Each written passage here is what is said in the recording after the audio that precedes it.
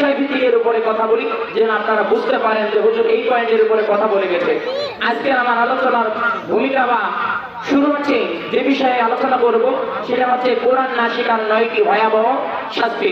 আমার ভাইয়েরা, যদি কোরআন সন্তানদেরকে না শিক্ষা দেন, মাদ্রাসা যদি না পড়ান, আর নিজেই যদি কোরআনে কারিম যদি না শিক্ষা গ্রহণ করেন, আমার ভাইয়েরা, রাসূল কারীম সাল্লাল্লাহু আলাইহি ওয়াসাল্লাম বলেছেন, সাহাবীরা জেনে রাখো জন্ম থেকে নিয়ে মৃত্যু পর্যন্ত শিক্ষা কাল জোরে কোন সুবহানাল্লাহ। আমার ভাইয়েরা, শিক্ষার জন্য লজ্জা নয়, শিখতে হবে, শিখে মরতে হবে। আল্লাহ রাসূলের দলিল কতটা সাহাবী আব্দুল্লাহ ইবনে আব্বাস রাদিয়াল্লাহু তাআলা আনহু, উনি বৃদ্ধা বয়সে কোরআন পড়ে মৃত্যুবরণ করেছেন, জোরে বলেন সুবহানাল্লাহ। এই জন্য ভাইয়েরা রে, লজ্জা নয়, জানতে হবে, বিদ্যা হলো ইলম অর্জন করতে হবে। যে আমি 9টি বিষয়ের উপরে কথা বলবো।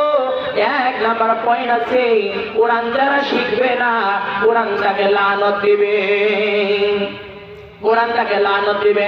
কোরআনের লানতে আপনি অভিশপ্ত হয়ে যাবেন, আপনি ধ্বংস হয়ে যাবেন। 2 নম্বরে বন্ধুরে, কোরআন যারা শিখবে না কোরআন অনুযায়ী জীবনকে আলোকিত করবে না, ওই ব্যক্তিটা কখনো কোরআন দিয়ে জীবন পরিচালনা করতে পারবে না। 3 নম্বর বন্ধুরে, কোরআন যারা শিখবে না সেই ব্যক্তিটা আস্তে আস্তে শয়তানের দাসে পরিণত হয়ে যাবে, জোরে বলেন নাউজুবিল্লাহ। আমার বন্ধুরে, আমার রাসূল বলেছে, যে দেহের মধ্যে কোরআন নাই ওই দেহের মধ্যে শয়তান বসবাস করে থাকে। আমার রাসূল উদাহরণ দিতে গিয়ে বলেছে, সাহাবীরা জেনে রাখো, যে বাড়ির মধ্যে, যে গৃহের মধ্যে বাড়ি আছে, ঘর আছে, বেড়াধারী নাই, কিংবা বাড়ি আছে মানুষ বসবাস করে না, ওই গৃহের মধ্যে যেমন শয়তান বসবাস করে, জিন বসবাস করে, বিড়াল বসবাস করে, কুকুর বসবাস করে। আমার রাসূল বলেছে ওই গৃহটা বিরাম বাড়ির মতো, ওই বাড়ির উদাহরণ আর আমার উম্মতের মধ্যে, যে উম্মতের সিনায় কোরআন নাই তার মধ্যে কোনো পার্থক্য নাই, ওই বাড়ি আর আমার উম্মতের মধ্যে কোনো পার্থক্য নেই, জোরে বলেন আল্লাহু আকবার। আমার বন্ধুরা, আমার রাসূল বলেছে, যে দেহে কোরআন নাই ওই দেহের কোনো দাম নাই, যে দেহে কোরআন থাকবে না ওই দেহের মধ্যে শয়তান বসবাস করে। এই জন্য বন্ধুরে, কোরআনে কারিম পড়তে হবে, সন্তানকে কোরআনে কারিম পড়াতে হবে। 4 নম্বরে বন্ধুরে, কোরআন যারা শিখবে না, নবীজি কিয়ামতের দিন তাদের বিরুদ্ধে মামলা দিয়া জাহান্নাম পাঠিয়ে দিবে, জোরে বলেন নাউজুবিল্লাহ। আমার ভাইয়েরা, কোরআন শিখবি না, নবীর মামলা খাবি, কিয়ামতের দিন আমার নবী মামলা দিবে, বলবে রব্বুল আলামিন আমার উম্মতের মধ্যে এরা হলো সেই উম্মত, এরা কোরআন শিখে নাই, এদের সাথে আমি নবীর কোনো সম্পর্ক নাই। আল্লাহ, আমি রাসূল বলে দিলাম, আল্লাহ এরা আমার প্রকৃত উম্মত না, এদের সঙ্গে আমার কোনো সম্পর্ক নাই। ইয়া রাব্বাল আলামিন, আপনি এদেরকে বিনা হিসাবে জাহান্নাম দিয়ে দেন, জোরে বলেন নাউজুবিল্লাহ। কোরআন যারা শিখবে না নবীজির মামলা খাইতে হবে। আমার ভাইয়েরা, বিশ্ব নবী যদি কিয়ামতের দিন যদি বিরুদ্ধে যদি দাঁড়িয়ে যায়, সাক্ষী দিয়ে যায়, বলেন কিয়ামতের দিন বাঁচার কি কোনো পথ আছে? বাঁচার কোনো পথ নাই। বন্ধুরে, 5 নাম্বার, কোরআন যদি না শেখেন, আল্লাহ তাআলা বলেছে কিয়ামতের দিন তোমাকে আমার সামনে জবাবদিহি করতে হবে, জোরে বলেন আল্লাহু আকবার। কোরআন যদি না শেখেন, কিয়ামতের দিন জবাবদিহি করতে হবে। আমার রাসূল বলেছে, কোরআন যদি না শেখো, কিয়ামতের দিন অন্ধ হিসাবে উঠতে হবে। আমার ভাইয়েরা, কোরআন যদি না পড়েন, না শেখেন, তাহলে কিয়ামতের দিন অন্ধ হিসাবে উঠতে হবে। জানি রাখবেন, কিয়ামতের দিন যারা অন্ধ হবে ওই সমস্ত মানুষগুলো এই পৃথিবীর মধ্যে কোরআন পড়ে নাই। রব্বুল আলামিন বলে, পৃথিবীর মানুষরে আমি তোমাকে এত সুন্দর 2টা চক্ষু দিলাম কেন তুমি কি জানো? এই পৃথিবীর মানুষেরা, যদি আমি 30 পারা কোরআন যদি পৃথিবীর মধ্যে যদি নাজিল না করতাম, হে দুনিয়ার মানুষেরা, তাহলে আমি তোমাদের চক্ষু দিতাম না। এই চক্ষু দিয়ে আজকে আমরা কোরআন পড়ি না, অথচ টিভি, সিডি, মোবাইল, খেতার তলত মোবাইল টিপা হয়, কথা কোন ঠিক না বেঠিক? আমার ভাইয়েরা, এই চক্ষু কিয়ামতের দিন আল্লাহ দরবারে মামলা দিবে, বলবে আল্লাহ আমাকে টিভি দেখলো, সিডি দেখলো, মোবাইল দেখলো, কিন্তু আমি চোখের কি অপরাধ, আমাকে যে কোরআন পড়লো না, সেই দিন আপনারা ধরা খেয়ে যাবেন আমার ভাইয়েরা। এই জন্য আমি বলি এই চক্ষু দিয়ে কোরআনে কারিম করতে হবে। 6 নম্বরে বন্ধুরে, যদি যারা কোরআন শিখবে না কিয়ামতের দিন তারা বধির অবস্থায় উঠবে। জোরে কন্যা নাউজুবিল্লাহ। ভাইয়েরা, বধির এক জিনিস, অন্ধ হলো এক জিনিস।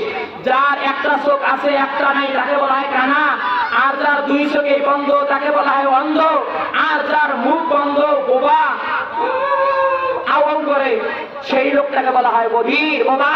কিয়ামতের দিন তারা বোবা অবস্থায় উঠবে।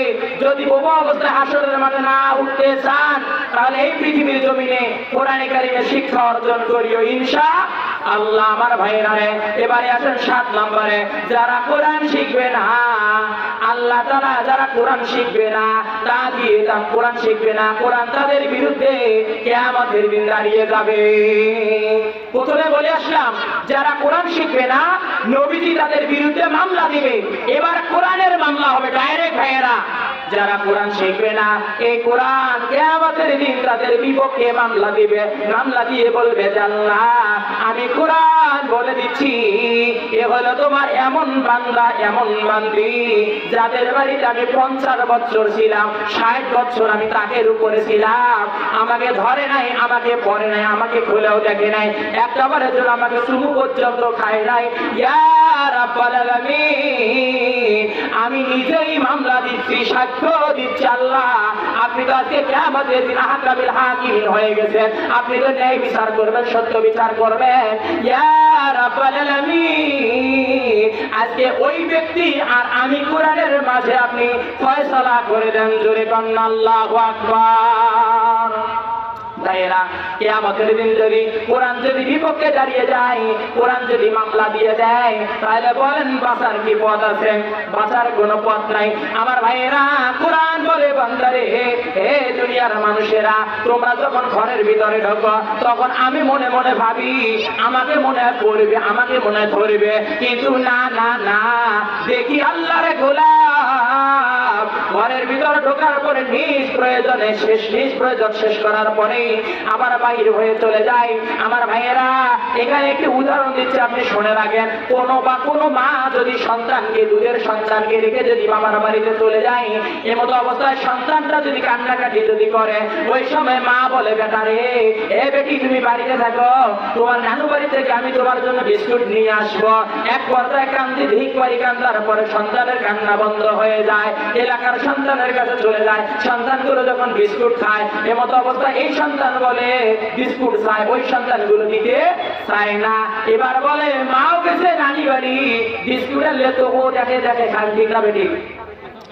আমার ভাইয়েরা, এবার মা যখন বাবার বাড়ি থেকে যখন নিজ বাড়িতে ফেরার পরে খেলনার কাছ থেকে সন্তানটা দৌড় দিয়ে চলে আসে, আসার পরে বলে মা বিস্কুট কোথায়? তখন যখন দুঃখিনী মা এক পর্যায়ে বলে বাবারে আমি বিস্কুট আনতে ভুলে গিয়েছি, আসো আমি তোমাকে এই খেতড়াই বাজারের বিস্কুট নিয়ে দেই। এমনও সন্তান আছে বলে আমি খেতড়াই বাজারের বিস্কুট নেব না, আমি নানু বাড়ির বিস্কুট নেব। কথা বলেন ঠিক না বেটি?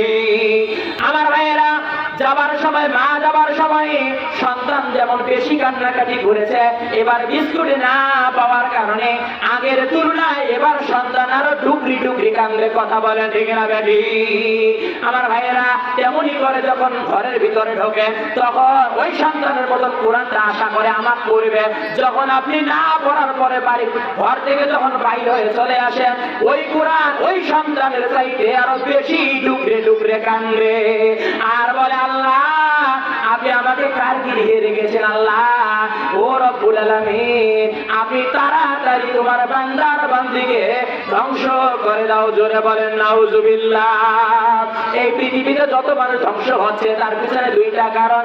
এক হলো কোরআন পড়ে না, ঘরের ভিতর পড়ে আছে, মাকড়ায় জাল দিচ্ছে, মাকড়সায় আমরা বাউসিদের পানি যায়, ধুলে বালা যায়, কোরআন নষ্ট হয়ে যাচ্ছে। কোরআনের লানতের কারণে এই পৃথিবীর মানুষগুলো ধ্বংস হয়ে যাচ্ছে। 2 নাম্বার হলো পিতা মাতার বদদোয়ার কারণে সন্তানগুলো ধ্বংস হয়ে যাচ্ছে। কথা বলেন ঠিক না বেটি? আমার ভাইয়েরা, যদি এই পৃথিবীতে যদি সুখ পেতে চাও তাহলে কোরআন ধরো আর পিতা মাতার তাজিম করো। কথা বলেন ঠিক না বেটি? আমার বন্ধুরে, এবারে আছেন অষ্টম নম্বর, যারা কোরআন শিখবে না, কোরআন শিখবে না, কোরআনটাকে জাহান্নামের দিকে ধাবিত করবে। জোরে বলেন নাউজুবিল্লাহ। যারা কোরআন পড়বে না, কোরআনটাকে জাহান্নামের দিকে ধাবিত করবে। রে ভাইয়েরা, এই পৃথিবীর জমিনে কোরআনের চাইতে সত্য আর কোনো কিতাব নাই। এই সত্য কিতাব যদি কিয়ামতের দিন দাঁড়াইয়া গিয়ে যদি বলে আল্লাহ আপনি একে জাহান্নাম দিয়ে দাও, বলেন সত্য সাক্ষী যদি কোরআন দিয়ে দেয় তাহলে বলেন ওই লোকটাকে কি জাহান্নাম থেকে বাঁচা যাবে? বাঁচা যাবে না। জাহান্নাম থেকে বাঁচানোর কোনো উপায় নাই। আমার বন্ধুরে, যে 9 নম্বর হচ্ছে যারা কোরআন শিখবে না, আখিরাতে কিয়ামতের দিন তাকে এ ব্যাপারে জবাবদিহিত করতে হবে। কথা বলেন ঠিক না বেটি? আল্লাহ তোমাকে এত মেধা দিল কেন, এত ব্রেন দিল কেন, জ্ঞান দিল কেন?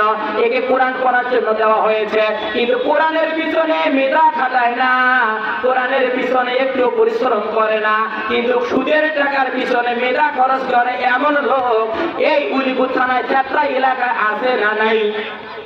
সুদের টাকার পিছনে কয় টাকা বের করবে রে বাবা? এটা হিসাব নিকাশ ঠিক আছে, ব্রেন খাটায়, মেধা খাটায়, কিন্তু মেধা খাটায় যে কোরআন পড়বে এমন লোক সমাজের মধ্যে কম পাওয়া যায়। কথা বলে ঠিক না বেঠিক? এই জন্য ভাইয়েরা রে, আমি উদাহরণ আহ্বান জানাচ্ছি, আমার ভাইয়েরা রে, যারা কোরআন যারা পড়বে না, কে আল্লাহ পাকের রাসূল বলেছেন, আল্লাহ পাকের রাসূল বলেছেন, আমি মিরাজ রাতে দেখে এসেছি, আমি মিরাজ রাতে আমাকে অনেক কিছু দেখানো হয়েছে, তার মধ্যে আল্লাহ রাসূল বলেছেন আমি মিরাজ রাতে আমি দেখে এসেছি বিশাল বড় একটা রক্তের নদী।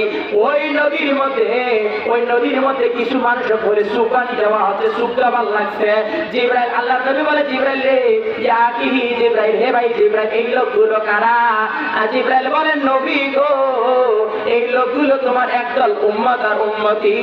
সেই উম্মত আর উম্মতি গুলো হচ্ছে যারা কোরআনের সাথে বেয়াদবি করেছে। জোরে বলেন নাউজুবিল্লাহ। আর কিছু মানুষের মাথার মধ্যে পাথর নিক্ষেপ করা হচ্ছে। নবীজি বলেন ইয়া কি জিবরাইল, এ ভাই জিবরাইল, এই লোকগুলো কারা? জিবরাইল বলার পরে, নবী বলার পরে জিবরাইল বলেন ইয়া রাসূলুল্লাহ, ইয়া হাবিবাল্লাহ, যে লোকগুলোর মধ্যে পাথর কি নিক্ষেপ করা হচ্ছে, মাথাগুলো চূর্ণ বিচূর্ণ করে দেওয়া হচ্ছে। জিবরাইল বলেন নবী গো, এ তোমার একদল উম্মত আর উম্মতি যারা পৃথিবীর জমিনে মেধা খাটায়া কোরআন পড়ে নাই, হাদিস পড়ে নাই, এমন লোকের মাথার মধ্যে ফেরেশতারা পাথর নিক্ষেপ করে কিয়ামত পর্যন্ত মাথা চূর্ণ বিচূর্ণ করে দিবে। জোরে বলেন নাউজুবিল্লাহ। আর আমি সময় আগাইতে গেলাম না, আর আলোচনা বাড়াতে গেলাম না, একটি কথা বলতেছি ভাইরা রে, যদি সন্তানদেরকে এই মাদ্রাসা পড়ান, যদি এই নুরানি পড়ান, এই বক্তব্য পড়ান, হাফিজিটা যদি পড়ান, তোমার জন্য লাভ কি হবে? আল্লাহর কসম করে বলতেছি, আমি কামিল ক্লাসের ছাত্র, হাদিস বিভাগের ছাত্র, আমি যতগুলো হাদিস পড়েছি, এই হাদিসটার পিছনে একটি কথা যোগ করে দেওয়া আছে, ওই হাফেজে কোরআনের সঙ্গে তার পিতা মাতাকে কিয়ামতের দিন নূরের তাজ পরায়া আল্লাহর জান্নাত ফেরেশতারা ধরে যাবে। জোরে বলেন সুবহানাল্লাহ। আর যারা কোরআন পড়বে, কোরআন শিখবে, আল্লাহ পাকের রাসূল বলেছে একটা হরফ, একটা আয়াত শিখলে তার নামে জান্নাতে একতলা বাড়ি হবে। এই যে হাফেজে কোরআন গুলো 6666 আয়াত মুখস্থ করতেছে, আল্লাহ পাকের রাসূল নিজেই বলেছেন কিয়ামতের দিন প্রতিটা হাফেজে কোরআনকে 6666 তালার বাড়ির মালিক আমার আল্লাহ বানিয়ে দিবে। জোরে বলেন সুবহানাল্লাহ। আমি যতটুকু আলোচনা করেছি আপনারা আমলের কাজে লাগাবেন, আমার জন্য দোয়া করবেন, আল্লাহ যেন আমাকে দেশ এবং কোরআনের জন্য কবুল করে। সবাই আল্লাহুম্মা আমিন। আসসালামু আলাইকুম ওয়া রাহমাতুল্লাহ।